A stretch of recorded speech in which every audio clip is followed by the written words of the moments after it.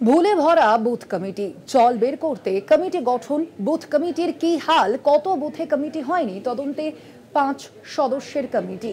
জল আর দুধ আলাদা করতেই কমিটি গঠন কেন্দ্রীয় নেতৃত্বের। কেন্দ্রীয় পর্যবেক্ষকদের রিপোর্ট দেবে 5 সদস্যের এই কমিটি। এ বিষয়ে আরো বিস্তারিত জানবো আমাদের সঙ্গে এই মুহূর্তে রয়েছেন বিশেষ প্রতিনিধি অঞ্জন রায়। অঞ্জন দা, কি জানা যাচ্ছে এই বিষয়ে? ঠিক কি পদক্ষেপ নেওয়া হচ্ছে ভারতীয় জনতা পার্টির সূত্রে? দেখো, কেন্দ্রীয় নেতৃত্ব এই রাজ্যের 26-এর নির্বাচনের আগে বুথগুলো সম্পর্কে সবচেয়ে বেশি ওয়াকিব হয়েছিলেন। তারা মনে করেছিলেন যে বুথ কমিটি ছাড়া কোনোভাবেই নির্বাচনে জেতা যাবে না। ফলে গত 2 বছর ধরে তারা এই বুথ কমিটিতে জোর দিয়েছেন। এই বুথ কমিটির নামগুলো যখন বুথ ধরে কেন্দ্রীয় নেতৃত্বের কাছে যায় তখন কেন্দ্রীয় নেতৃত্ব যাচাই করার জন্য এই বুথ কমিটির বিভিন্ন বুথ কমিটির কোনো একজন সদস্যকে ফোন করে তারা দেখতে পান যে তিনি বলছেন যে তিনি বিজেপি করেন না, কেউ বলছেন যে আমি বুথ কমিটিতে আছি সেটাই আমি জানি না, কেউ বলছেন আমি কিভাবে বুথ কমিটিতে গেলাম, আমি তো কোনো অ্যাক্টিভ মেম্বার নই বিজেপির। ফলে এই ঘটনাটা জানার পর কেন্দ্রীয় নেতৃত্ব কার্যত অবাক হয়ে যান। তখনই ঠিক হয় যে এই বুথ কমিটির যে ভুলগুলো আছে, জল আর দুধের মধ্যে যে মিশিয়ে দেওয়া হয়েছে, জলগুলোকে বার করতে হবে।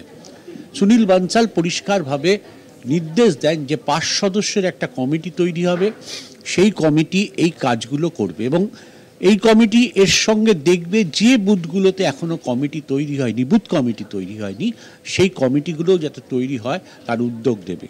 এই কমিটিকে বিশেষ পাওয়ার দেওয়া হয়েছে যে তারা যে কোনো জেলায় যেতে পারবে, তাতে জেলা সভাপতির অনুমোদন নেওয়ার দরকার নেই, যে কোনো বুথে কথা বলতে পারবে এবং সত্যি বুথগুলোর কি চেহারা, এই বুথ কমিটিগুলোর কি চেহারা, এতে কতজন সঠিক বিজেপির লোক হয়েছে, কতজন অন্য দলের লোক রয়েছে, অথবা রাজনীতি করে না এরকম মানুষের নাম ঢুকিয়ে দেওয়া হয়েছে, তারা জানেই না যে তারা এই সব বিজেপির বুথ কমিটিতে আছে, এই বিষয়টা পরিষ্কার করে বের করা বলতে পারে। এই মুহূর্তে যদি বলো প্রায় 80,000-এর কাছাকাছি বুথ, নতুন ভোটার তালিকা বেরোলে সেই সংখ্যাটা 95-96 হাজার হয়ে যাবে।